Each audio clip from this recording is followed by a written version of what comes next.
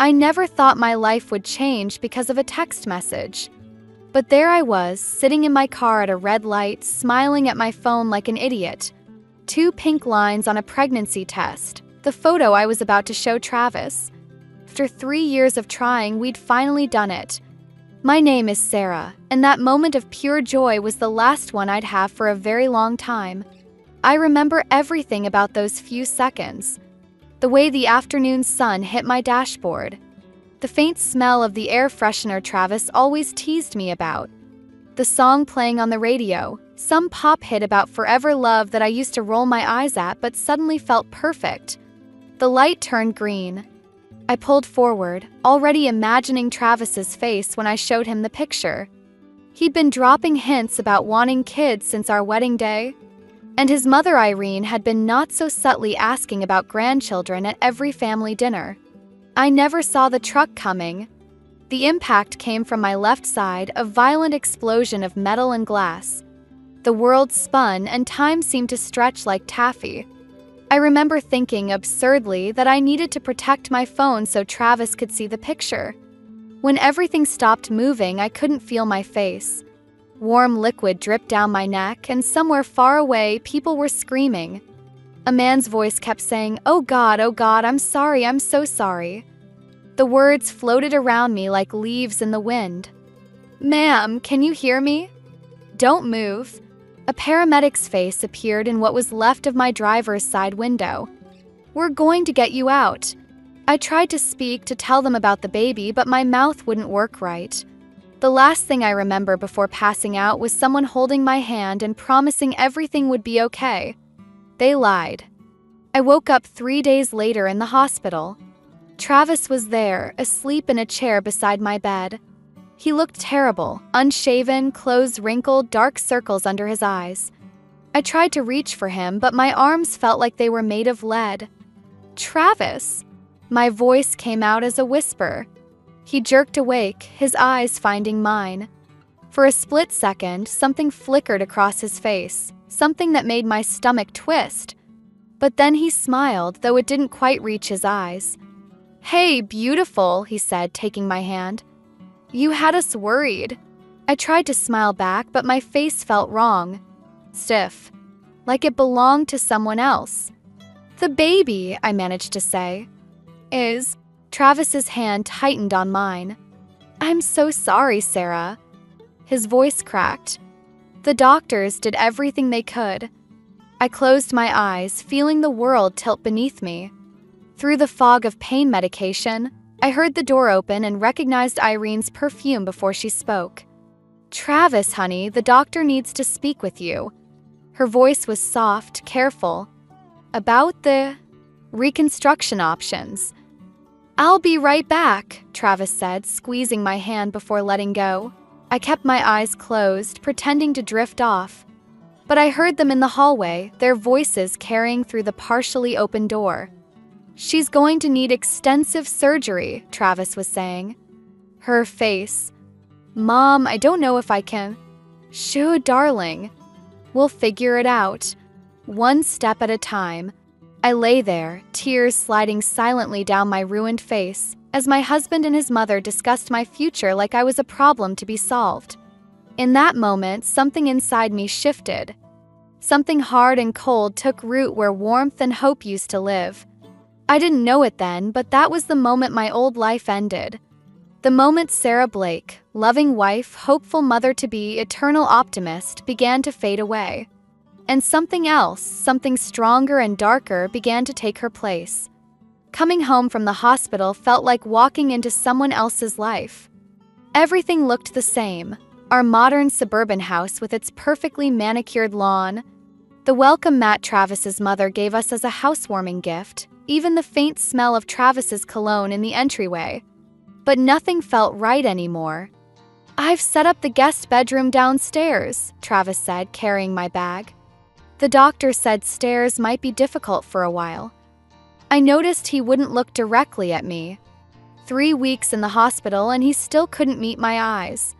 "Thanks," I managed, touching the bandages that covered half my face. "I've invited Mom over for dinner," he added quickly. "She wants to help with your recovery plan." course she did. Irene Blake never missed an opportunity to manage a crisis, especially one that threatened her son's perfect life.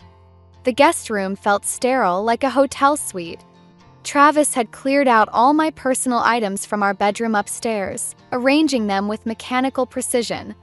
My makeup vanity, a cruel joke now, sat in the corner, mirror turned to face the wall. "Do you need anything?" Travis hovered in the doorway, phone in hand. "I have a few work calls to make, but I'm fine." I wasn't, but what was the point in saying otherwise? Irene arrived precisely at 6, armed with casseroles and opinions. I sat at our dining room table, watching her arrange flowers in a vase while Travis poured wine. "The doctors say the scarring might improve with time," Travis was saying, not looking at either of us.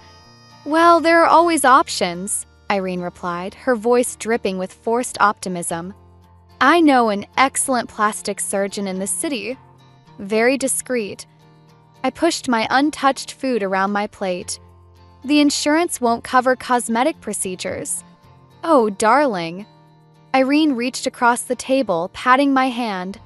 "We have to think about Travis's position at the firm. Image is everything in corporate marketing." My fork clattered against the plate.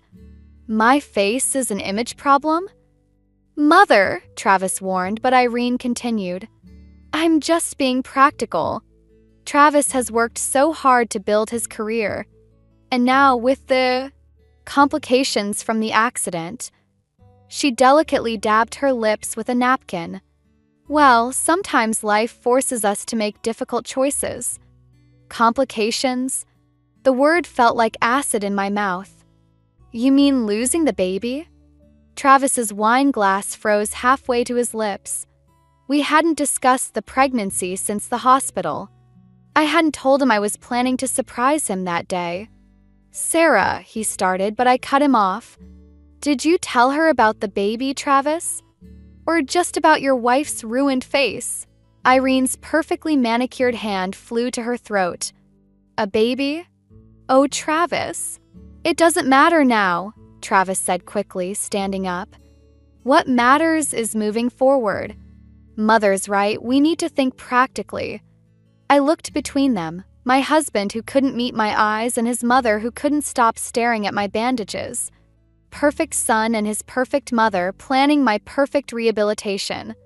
"I think I need to lie down," I said, pushing away from the table. "Of course, dear," Irene called after me. "We'll figure everything out." In the guest room, I could hear their muffled voices through the wall. "Poor thing," Irene was saying. "But Travis, you're still young. There will be other chances for children once everything is settled." "Mom, please." "I'm just saying, you need to think about your future. Both of your futures." I touched the bandages on my face, feeling the rough texture of gauze where smooth skin used to be. In our wedding photos, Travis used to say I looked like an angel. Now he couldn't even look at me. My phone buzzed, a text from an unknown number. "Mrs. Blake, my name is Graham Foster. I'm the father of the young man who caused your accident. Please, I need to speak with you." I stared at the message, my fingers hovering over the screen. Through the wall, I could still hear Travis and his mother planning my future without me. Something shifted in my chest, not quite hope, but something closer to purpose. I typed back a single word. "When?" I found Travis's whiskey bottle hidden behind the cleaning supplies under the kitchen sink. 3 weeks after I'd come home and already half empty. I might not have noticed if I hadn't heard him stumbling around at 3 in the morning, talking on his phone in what he thought was a whisper. The bandages had come off yesterday. I avoided mirrors now, but I couldn't avoid overhearing Travis's late-night conversations. "You should have seen the client's face today," he slurred to someone. "Like that movie, you know? Two-Face from Batman." A pause followed by drunken laughter. I know. I shouldn't joke. But man, you try living with it." I stood in the darkness of our kitchen, holding his hidden bottle, and felt something inside me crack. The next morning, Travis acted like nothing had happened, kissing my cheek, the unscarred side, before leaving for work. Big presentation today, he said, adjusting his tie. Don't wait up. I waited until his car pulled away before going upstairs to our bedroom. I hadn't been up here since coming home, respecting Travis's unspoken wish to keep me out of sight in the guest room. Everything was exactly as I'd left it the morning of the accident, except for one thing. My old art supplies were missing from the closet. I found them in the garage, buried under Christmas decorations. The wooden box still had my name carved into it, a wedding gift from my grandmother. Inside, my brushes lay untouched, along with the expensive oils Travis had bought me when I'd mentioned wanting to take up painting again. You should focus on more practical things, Irene had said back then. Travis needs a wife, not an artist. I set up the easel in the guest room, facing the window. The morning light fell across my canvas as I mixed colors, muscle memory taking over. Red for anger, black for grief, yellow for the hope I used to feel. The brush moved almost on its own, creating something both beautiful and terrible. Hours passed. The front door opened and closed. Travis's footsteps paused outside my door. Sera? Mother's here for dinner. I didn't answer, adding another streak of red to the canvas. The door opened. Sarah, what are you? Travis stopped mid-sentence. What is that supposed to be? I stepped back from the painting, a woman's face, split down the middle. One side perfect and pristine, the other distorted and fractured, with a wine glass pressed to smiling lips. It's you, Irene's voice came from behind him. Or rather, what you've become. I call it two-face, I said quietly, watching Travis's face pale. Funny, right? I don't understand, he stammered, but his eyes gave him away. Don't you? I heard you last night, Travis. And the night before. And the night before that. Irene stepped between us.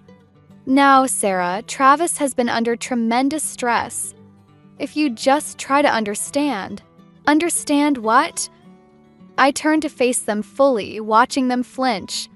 That my husband makes jokes about my scars? That he hides bottles around the house? That he can't even sleep in the same room as me anymore? That's not fair, Travis protested. I'm trying. To what? Keep up appearances? I gestured to the painting. Is this appearance better? Perhaps, Irene said stiffly. This emotional outburst is a sign you need professional help. I laughed, and the sound made them both step back. Professional help? Like that plastic surgeon you keep mentioning? The one who can fix Travis's image problem. Sarah, please! Travis reached for me, but I moved away. Don't worry, I said, picking up my brush again. I'm working on fixing everything. They left the room, whispering urgently to each other. I turned back to my canvas, adding the final touch, a text message floating in the background. Tomorrow at 2. I'll explain everything. Graham Foster. I stepped back, studying my work. In the painting, both sides of the face were smiling, but for very different reasons. Tomorrow, I'd meet the father of the man who destroyed my face. Tomorrow, everything would change. But tonight, I had more painting to do. Cafe Graham Foster chose was exactly what I expected. Quiet, expensive, far from anywhere Travis or Irene might go. I wore a scarf wrapped partially around my face, drawing less attention than the medical mask I'd gotten used to wearing in public. Graham stood when I approached his table, and I immediately recognized the guilt in his eyes. I'd seen it in the mirror often enough lately, that look of someone haunted by what they couldn't change. Mrs. Blake, he said softly. Thank you for coming. Sarah, I corrected, sitting down. Your son, is he? In rehab. Graham's hands tightened around his coffee cup. Again. The accident happened after he left his third facility. I should have seen it coming. A waitress approached, hesitated when she saw my scarf, then plastered on a professional smile. I ordered black coffee, waiting until she left before speaking. Why did you want to meet? Graham pulled out a folder, sliding it across the table. These are brochures from the top reconstructive surgeons in the country. I've already spoken with Dr. Chen in New York. He's willing to take your case. I stared at the glossy pages, at the before and after photos of smiling patients. Insurance denied. I'm not offering insurance. Graham's voice cracked. I'm offering to pay for everything. It's the least I can do after what my son. Why? The word came out sharper than I intended. Because I failed him, Graham said simply. And in failing him, I failed you too. The money can't fix everything, but it can fix this. He gestured vaguely toward my face. I opened the brochure, studying Dr. Chen's credentials. Cost listed made my stomach clench, more than Travis made in a year. Your husband doesn't know you're here, Graham said. It wasn't a question. No. Good. He leaned forward. Because there's something else you should know. The night of the accident, my son wasn't alone in the car. My coffee arrived. I wrapped my hands around the hot cup, waiting. There was a woman with him. Someone's wife. Graham's voice was heavy with meaning. They'd been meeting at the Golden Leaf Hotel every Thursday for months. The Golden Leaf, where Travis had his weekly client meetings. The woman survived, Graham continued. No injuries. She left the scene before the police arrived. My son was too drunk to remember her name, but he remembered where she worked. He slid another paper across the table. Blake Marketing Associates. Coffee turned to acid in my stomach. You're lying. I wish I was. For both our sakes. Graham pulled out his phone, showing me a security camera image. A woman hurrying through a hotel lobby, followed by a familiar figure in a gray suit. Travis. Why are you showing me this? My voice sounded distant, even to myself. Because you deserve to know the whole truth. And because I'm offering you a choice. Graham tapped the brochures. Dr. Chen can do the surgery next month. He can make you look exactly like you did before. Or he can make you look like someone else entirely. Someone Travis and his friend wouldn't recognize. I thought about Travis's late-night phone calls, his cruel jokes, his inability to look at me. I thought about Irene's constant hints about divorce and fresh starts. Why would I want that? Graham's smile was sad but understanding. Because sometimes the best revenge isn't confrontation. It's making them live with their guilt while you become someone new. Someone stronger. I touched my scarf, feeling the rough texture of the scars beneath. When does Dr. Chen need an answer? Take your time. Graham stood, leaving a business card beside the brochures. But remember, this isn't just about fixing what was broken. It's about choosing who you want to become. I sat there long after he left, staring at the security camera photo, at Travis's familiar profile next to an unfamiliar woman. Finally, I pulled out my phone and typed a message to Graham. I choose someone new. His reply came instantly. Welcome to your second chance, Sarah. I walked home slowly, planning what to pack, what to leave behind, and how to disappear without a trace. Sometimes the best revenge isn't about destroying someone else's life. It's about rebuilding your own. New York felt like another world. Dr. Chen's private clinic occupied the top floor of a sleek Manhattan building, all glass and chrome and discretion. I told Travis I was visiting my aunt in Ohio for a few months of emotional healing. He seemed relieved to have an excuse not to look at me. The changes will be significant, Dr. Chen said, reviewing my file, but subtle enough to maintain natural features. The goal isn't to create a new person, but to enhance who you could have been. I studied the digital mock-ups on his tablet. The woman in the after images wasn't me, but she wasn't a stranger either. She was who I might have become in another life, one where Travis's mistress hadn't been in that car. How long until I can? I trailed off, unsure how to finish. Return? Revenge? Begin again? 3 months for full recovery. Dr. Chen's eyes were kind. Graham mentioned you're staying at his apartment during the recovery period? I nodded. Graham's Manhattan pied-a-terre had become my sanctuary, filled with his late wife's art collection. He rarely used it anymore, preferring his house in Connecticut. The first surgery was scheduled for tomorrow. Tonight, I sat in Graham's apartment, watching the city lights flicker like stars. My phone buzzed. Travis. How's your aunt? His voice was slightly slurred.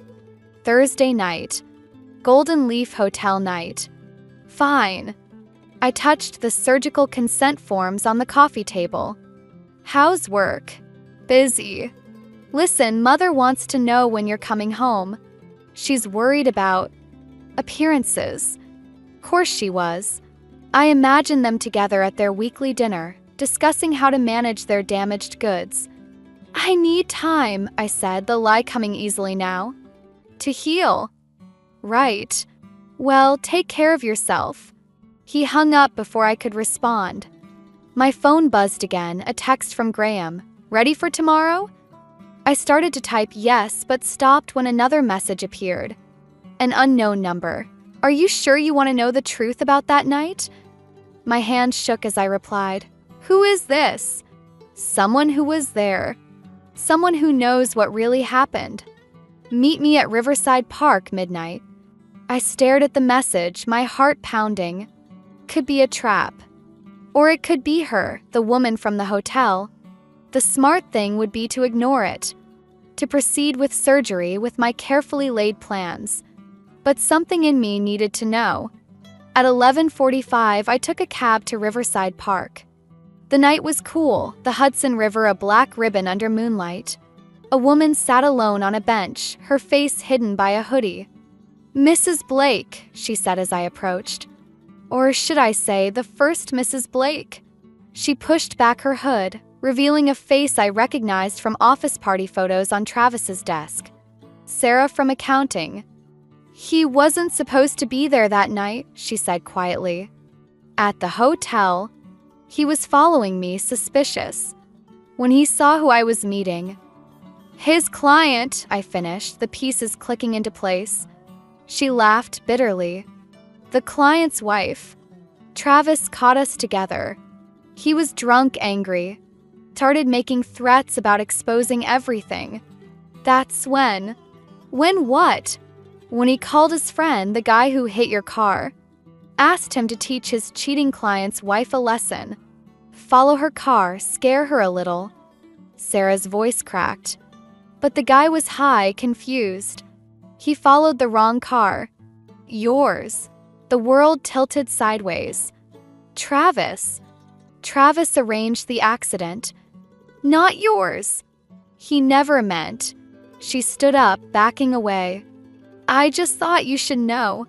Before you disappear. I watched her hurry away, my mind spinning. All this time, I'd been planning to become someone new to escape Travis's betrayal. But he wasn't just unfaithful. He was the reason I'd lost everything. My phone buzzed. Graham. Surgery prep starts at 6 a.m. Are you ready? I looked at my reflection in the dark window of a passing car. Tomorrow, I wouldn't just become someone new. I'd become someone Travis would never see coming. Ready, I typed back.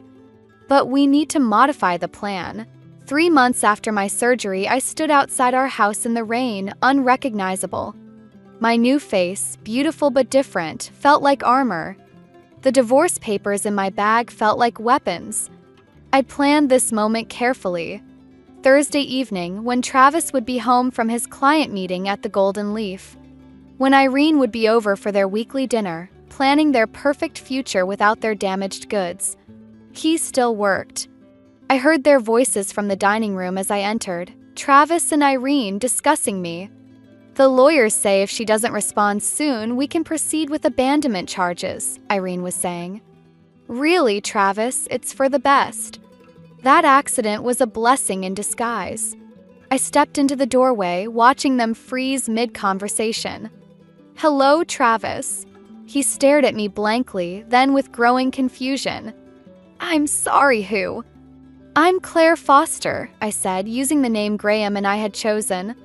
Graham Foster's niece. I'm here about Serafina Blake. Travis's wine glass slipped from his hand, shattering on the floor. Irene stood quickly, always ready to manage a crisis. Whatever this is about, we can discuss it privately. Can we? I placed the divorce papers on the table. Like you discussed arranging the accident that scarred your wife's face? Color drained from Travis's face. I don't know what you're talking about. Sarah from accounting does. I pulled out my phone, playing the recording from that night in the park. Travis's voice filled the room. Follow her car. Scare her a little. That's not. I never meant. Travis stumbled over his words. You never meant for it to be me? The words came out calm, controlled. Your pregnant wife instead of your client's cheating spouse? Irene gasped. Pregnant? Oh, he didn't tell you that part? I turned to her. About the grandchild you lost because your perfect son wanted to teach someone a lesson? Sera, Travis whispered, finally seeing past the new face to something familiar in my eyes.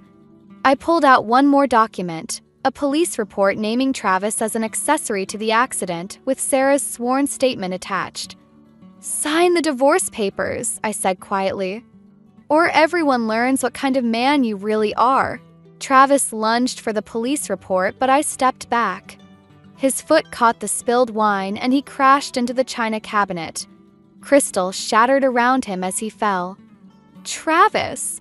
Irene rushed to help him up, but he pushed her away, blood trickling from a cut on his hand.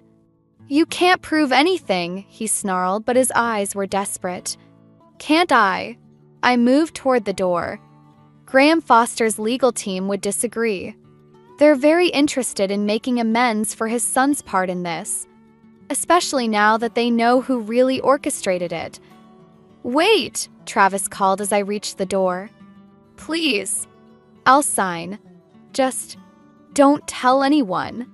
Like you didn't tell anyone about our baby? The words tasted like ashes. Like you didn't tell anyone about planning the accident? I loved you, he said weakly. No. I touched my transformed face. You loved what I looked like. There's a difference. I left the papers on the table and walked out into the rain. Behind me, I heard Irene's shocked sobs, Travis's desperate attempts to explain. My phone buzzed. Graham, is it done? I couldn't answer. The victory felt hollow, like ashes in my mouth. I'd gotten what I wanted, Travis's signature on divorce papers, his perfect life crumbling around him. But standing in the rain, wearing a stranger's face, I realized revenge hadn't filled the emptiness inside me. I walked to my car, past the spot where Travis used to park, where he'd kiss me goodbye each morning. Past the garden where we'd planned to build a nursery. Past all the dreams that had died the night he chose revenge over love. Another text lit up my phone, an unknown number. You're not the only one he hurt. There are others. We should talk. I sat in my car, rain drumming on the roof, staring at the message. I'd thought exposing Travis would be the end. But maybe it was just the beginning. Question was, how much deeper into darkness was I willing to go? The art gallery buzzed with Manhattan's elite, all here to see the mysterious new artist everyone was talking about. My paintings lined the walls, faces twisted in pain and betrayal, beauty emerging from darkness. All signed with my new name, Claire Foster. I adjusted my dress, still uncomfortable in my new skin, when I saw him. Travis, standing before my centerpiece, a woman's face split between light and shadow, a wine glass reflecting flames. Remarkable work, a voice beside me said. I turned to find a man with kind eyes and paint-stained hands. I'm Eli Turner, the gallery owner. Claire, I replied, watching Travis from the corner of my eye. He was reading the painting's title, Thursday Nights at the Golden Leaf. Your pieces speak to transformation, Eli said. Pain becoming power. Very personal. Before I could respond, Travis's voice cut through the crowd. Where did you get your inspiration? He was staring at me now, recognition flickering in his eyes. 3 months since I'd left him with those divorce papers, and he'd lost weight. Perfect suit hung loose on his frame. Life experience, I said, meeting his gaze. Some people wear masks. I paint them. Sera. He whispered my real name like a prayer or a curse. Eli looked between us, sensing the tension. You know each other? No, I said firmly. Not anymore. Travis grabbed my arm. We need to talk. Let go. My voice carried across the gallery, heads turning. Everything you took from me, my reputation, my mother's respect, my position at the firm. His fingers dug into my flesh. Was revenge worth it? Was Thursday night at the Golden Leaf worth it? I pulled free. Was trying to hurt your client's wife worth what happened to me? To our baby. Eli stepped forward, protective, but I held up my hand. You want to know about inspiration, Travis? Look around. Every painting here tells a story about masks and lies. About men who destroy what they claim to love. I never meant to hit my car? No, you meant to hit someone else's. That makes it better. The gallery had gone silent, watching our drama unfold. In the corner, I spotted Graham Foster, who'd helped orchestrate this moment. Beside him stood Sarah from accounting, her face pale but determined. You're not the only one with stories to tell, I continued. Sarah's here. So are 3 other women from the office, all with similar tales about Thursday nights and threats and accidents. Travis's face went ashen. You can't prove. Actually, Graham stepped forward, we can. My son may have been driving drunk that night, but the police are very interested in who put him up to it. And why? You set this up, Travis realized, looking at the crowd of witnesses.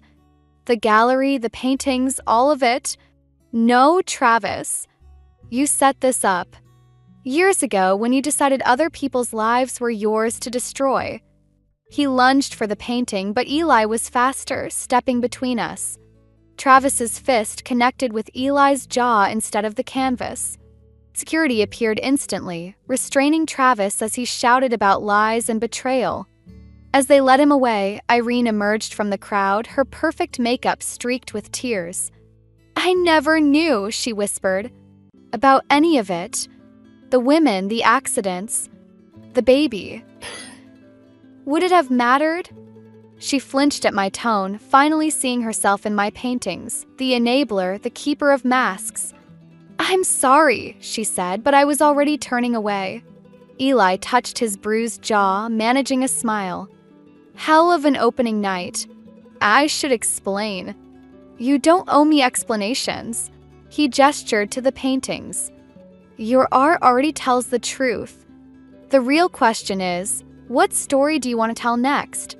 I looked around the gallery, at my pain transformed into beauty, at the women Travis had hurt now standing tall, at Graham's proud smile, at Eli's understanding eyes. Something new, I said finally. Something that isn't about masks or revenge. I'd like to hear that story, Eli said softly. For the first time since the accident, I felt truly seen, not for my old face or my new one, but for who I was beneath both masks. So would I replied, ready to begin again. 1 year later, I stood in my studio apartment, surrounded by half-packed boxes and new paintings. These weren't about masks or revenge anymore. They showed healing, growth, moments of unexpected joy caught in color and light. A letter from Graham sat on my desk, delivered this morning. I'd been afraid to open it, but now seemed like the time.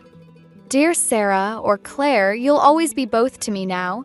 My son came home yesterday, 6 months sober. He asked about you, about the accident. I told him everything, about Travis's manipulation, about your transformation, about how your strength helped me find the courage to reconnect with him. He wants to apologize in person, but I told him that's your choice to make. Some scars need time to heal. Others teach us who we really are. Thank you for showing me that redemption isn't about erasing the past. It's about painting a better future. Graham. A knock at the door interrupted my thoughts. Eli stood there, paint-stained hands holding coffee and bagels. Ready for moving day? Almost. I gestured at the chaos. Just reading a letter from Graham. Good news. Different news. I touched my face, no longer the one I was born with, not quite the one Travis had destroyed, but entirely my own. His son wants to meet. Eli set down breakfast, giving me space to process. That's what I loved about him. He understood the power of silence. The gallery called, he said finally. They want to know if you're ready to show your new series. I looked at my latest paintings. No more darkness, no more hidden meanings. Just light breaking through clouds, hands reaching toward each other, faces emerging from shadows into dawn. I think I am. I picked up my favorite piece, a self-portrait showing all 3 versions of me, not as masks but as chapters in a longer story. But under my real name this time. Which one? Both. Serafina Claire Blake. No more hiding. He smiled, understanding what this meant. And the meeting with Graham's son? Maybe. I folded Graham's letter carefully. Some stories need proper endings. My phone buzzed, a news alert about Travis. He'd pleaded guilty to conspiracy charges, along with several counts of harassment. The other women had come forward, each with their own stories of Thursday nights and threats and accidents. Irene had testified against him. You know, Eli said, reading over my shoulder, your first show helped those women find their voice. They helped me find mine too. I closed the article. I thought revenge would heal me, but it was telling the truth that finally did it. We spent the morning packing, wrapping each painting carefully. Eli handled them like precious things, not because of their value, but because they were pieces of my journey. Near sunset, we carried the last box to his truck. My new apartment was above his gallery, a place for both art and living, he'd said. A place to begin again. Oh, he reached into his pocket. This came to the gallery yesterday. It was a small package from Irene. Inside, I found my old wedding ring and a note. I kept this when Travis threw it away. It belonged to his grandmother, but it should have been yours. Sell it, keep it, whatever brings you peace. I'm learning that's what matters most. Irene. I held the ring up to the fading light. Once it had represented everything I wanted. Now it was just a circle of metal, heavy with history but powerless to hurt me. What will you do with it? Eli asked. I smiled, an idea forming. I think I just found the centerpiece for my new show. Something about transforming old pain into new beauty. He took my hand, the one that used to wear that ring, and kissed it softly. Ready to go home? Home. Not a place to hide or seek revenge. Not a mask to wear or a role to play. Just a space to be wholly, completely myself, scars, changes, strength and all. Yes, I said, leaving the past behind one final time. I'm ready.